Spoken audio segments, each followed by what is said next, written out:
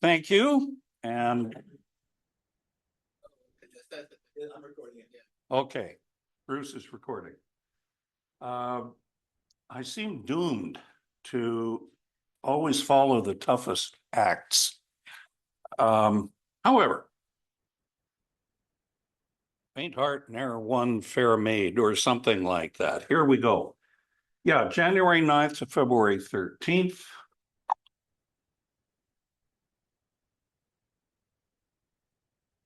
Click. There we are. Regulus leaves the occultation. February 2nd. Planets in the west, planets in the east, and then stars of Orion. No good meteor showers, no comets that you can't see without a good telescope. No aliens. No, well, not space aliens. Lots of undocumented ones. But anyway, so Regulus is very close to the equator, the celestial equator. Next one. And February 2nd, at about 1839, that's 6:39 p.m. for the non-military types or non-astronomers. This is a screenshot from Stellarium. And the home location for Stellarium, just so we can keep everybody happy, is the Seashelled Observatory. Now, at 6:39 and 0, if you look right up at the top of the moon, you can see the little dark spot. That's Mare Crisium, Sea of Crises. That's my favorite because it's a good eyesight test and it tells you how clear the sky is. So, 6:39, hit it. Bingo. 1 minute later, can you see that little speck just above Mare Crisium? That's Regulus, the bright star in Leo, and the moon has moved down and left across Regulus. Regulus is less than half a degree off the extension of Earth's equator, the ecliptic. Sorry, the path of the ecliptic, not the equator. So the moon regularly zooms by as it goes around the Earth. And what you're seeing, next one, by 7 o'clock, it's distinctly clear of Regulus. Now, we all know the moon comes up, moves up and to the right, across, and then down to the right and sets. Yeah, that's due to Earth's rotation. Its motion moved it across in front of Regulus. So it's moving down and to the left while the stars and everything else goes up and to the right. Because that's the moon's rotation around the Earth that does that. So it helps you keep in mind the moon goes all the way around in 29 days, so it's just over 10 degrees a day. So it's moving its own width through the sky about every 2 hours, I think. Bruce is thinking. Yeah, he says it's good. So that's something to see. It's naked eye or binoculars, and it's kind of cool because you can prove to people, oh yes, the moon actually moves that way through the sky. A lot of people think it does this. It doesn't. It does that. So, next one. Now, I had to put in the dirty details because I am one. Regulus is really interesting. It rotates in 15.9 hours, and it's a good deal bigger than the sun. Our sun takes what, 29, 30 days, something like that, to do one full rotation. This is its rotation as it sits there. And Regulus, which is bigger, does it in just under 16 hours. The stuff at the equator is nearly orbital speed. Now, when you think about what's going on in a star, because there's intense heat here, radiation pressure, convection going on, and that sort of stellar dynamics is way out of my range. And then you rotate it, you get Coriolis effects that I cannot even imagine. The star is twice as wide as it is this way. I have a lot in common with Regulus at times, I think. I just don't rotate that quickly. But if it moved any faster, it would probably be shedding its atmosphere at the equators. The weird thing is, it's got 4.15, the mass of the sun. It shouldn't have lasted long enough to have a white dwarf companion, which it does, or a proto-white dwarf. And it's like, if it's that massive, how can it be going that fast? And probably, this is one of the theories, it has sucked a bunch of gas off this white dwarf, which has blown off most of its atmosphere. If that sounds like T Corona Borealis, it should. That's what's happening. That star is a binary system, and there's a white dwarf going around what used to be its partner in this binary system. The white dwarf was bigger, got older faster, and did this. And the smaller one has been sucking up all the gas, which is landing on the white dwarf.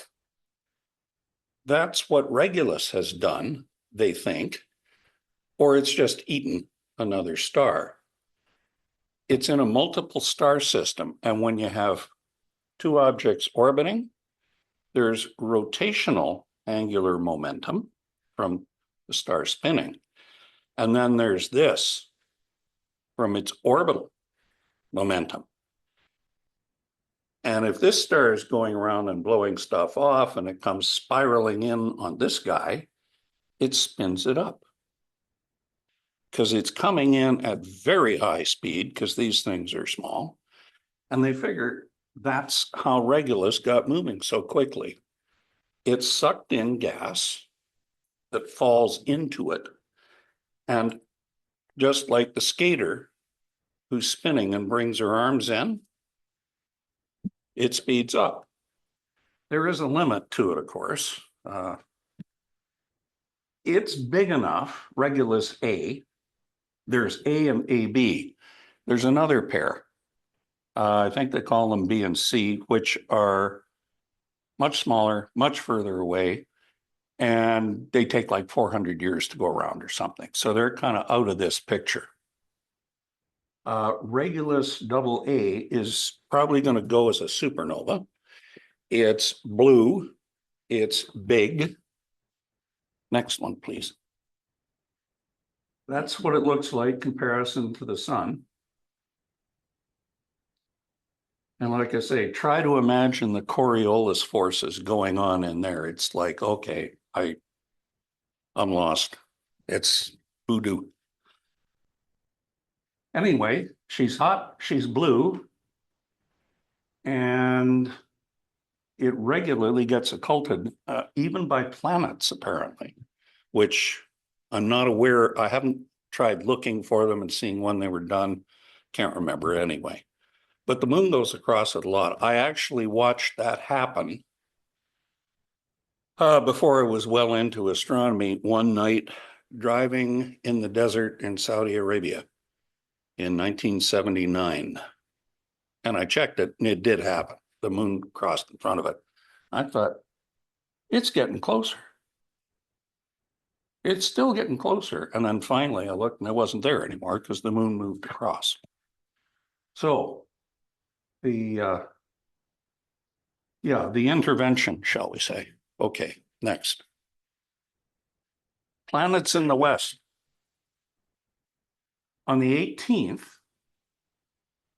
the moon will be right beside Mercury. Venus will be just above the horizon in the west. Now it's so bright you can see it. If you know where to look, you can see Venus in the daytime. I've done it. It's much easier in binoculars, but it's quite close to the sun because it hasn't come out from behind it. It's just there. Sorry. If it's close to the sun, for God's sake, do not use binoculars to look because you'll leave a track across your retinas, which is not fixable. Anyway, you've got Saturn up the top, Mercury and Venus at the bottom, and the moon, of course, is heading that way through them. If you haven't been looking for Saturn lately, it's not as bright as you're used to, because normally you see it with the rings like that, except it's gone all the way around. And now we see it like that.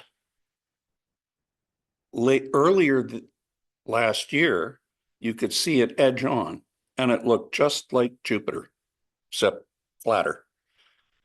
Had moons and faint bands, but no rings, because you're looking at them edge on. And they're only about 100 meters thick, 100,000 miles wide, but 100 meters thick. It's never ending, the discoveries. Anyway, we're starting to see the southern hemisphere of Saturn because it's in that part of its orbit. And when it's over there, we'll start to see the north side again. It takes about 30 years going around. So every 15, you see opposite sides. Saturn is going to be at Superior Conjunction March 25th. So that's from now 2 months away from conjunction. So it's still in the sky. But of course, here's the sun, here's Saturn, and we're going like this. So it looks like it's going behind the sun. But it's still worth a look. Next. Okay. January 6th, Venus conjunction. We can't see it yet because it's still behind the sun, but it climbs up pretty quick. Venus, Mercury, Saturn, again, this is the 19th. So this is one day after the last one. Once the sun is down, grab the binoculars and you'll find Venus just above the western horizon. And if you wait a little longer, this is the best time this year to see Mercury. The problem is it's not really good because it's got a very elliptical orbit, and this isn't the best apparition of it. Next one. March 7th and 8th. I know this is more than a month out, but this is what you're going to be able to see when Venus and Saturn come together. And if you want to get what's got to be a pretty cool astrophoto, catch that.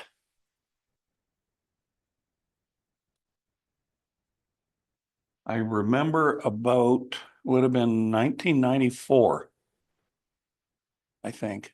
Yeah. I took a telescope down to Scottsdale and got a close conjunction of Jupiter and Venus. And it was really cool because you can see Venus, which looks like a searchlight. And here's the disk of Jupiter and 4 little dots. And they're like that in the sky, 1/4 of a degree apart, which is that. The thickness of a soda cracker at arm's length. It's quite cool. Next. Yeah, early February. If you look at your your observer's handbook for February, any month, it's got the little wiggles, the sine curves on the side showing the moons of Jupiter. And right around then, the second, third, and fourth, all the moons are quite close to Jupiter.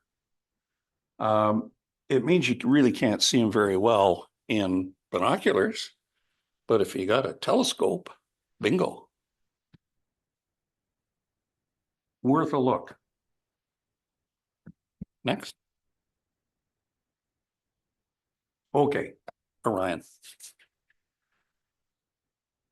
It's the coolest part of the sky, from my opinion, because it's always there. There's always interesting stuff to see. There's M42, the Orion Nebula, which is absolutely glorious.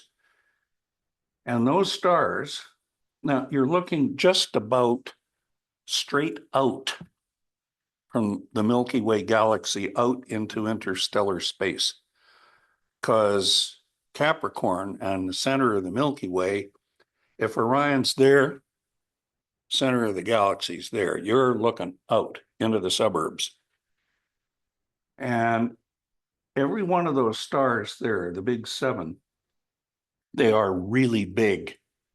Mass is up to 35 times that of the sun. The one in the middle of the belt, Al-Nilam, is about, I think, 1,200 or 1,500 light years away, and it's roughly 30 plus times the mass of the sun. Betelgeuse, and that is the correct pronunciation, I am told, is not as big. It's gone into its red giant phase. It's gone up on the HR diagram, up here to the I'm going to explode. It is about the size of Mars, the orbit thereof. That's how big it is. There's some discussion as to whether it ate something in the last 5 years, which accounted for the real changes in brightness that it went through. Nobody really knows. When a star's that big, the outer edges of it are so lightly held by gravity. It's really, really fluid and flexible because it's not all compacted. It's been pushed out that big to the point where it's blowing its atmosphere off. And when it runs out and starts making iron in the core, which takes hours, not tens of millions of years, and then boom, it collapses and you get a supernova. That runaway fusion chain ends really quickly when you start fusing into iron in the core, because it can't support itself and it won't fuse. And it just builds up and then thump, it all goes away. Most of those big stars there are 10 to 20 to 25 million years old. Our sun is 4,500 million years old, and it will last that long again. Next one, please. Yeah, the one at the bottom right, Rigel, is a blue supergiant, and it's closer. It's what, 450 or 500 light years away, something like that. Yeah. Betelgeuse, when it blows, and it could be next week or next century or who knows, you'll be seeing it in daylight. It'll be a dim second sun for a few weeks, couple of months, who knows. The The one in the Crab Nebula. It's a neutron star now, I think. That's what, 1,600 light years away? It blew up. We saw it blow up in 1054. The Chinese recorded it. It was visible for 2 weeks in daylight and 2 years naked eye. And it was little by comparison to these. And it was a long way away. Betelgeuse, thank God, is out. We're out of the blast radius, unless there's some sort of space laser effect that we don't understand. But I'm really, really happy that stars like this are that far away. We get to watch but not experience the thrill or the need for SPF 2 billion because it's not safe out there. The other monster besides Rigel, if you look at the summer triangle, Deneb, Vega, Altair, Deneb is 2,000 light years away, and it's a bigger threat than Rigel. Anything within about 2 to 3 light years of Rigel or Deneb is frying with hard X-ray and hard ultraviolet radiation. What you see is the blue. It's the stuff that's higher frequency, shorter wavelength that will kill you. And it's lethal. Those things are monsters. Okay, next one. Okay, that was it.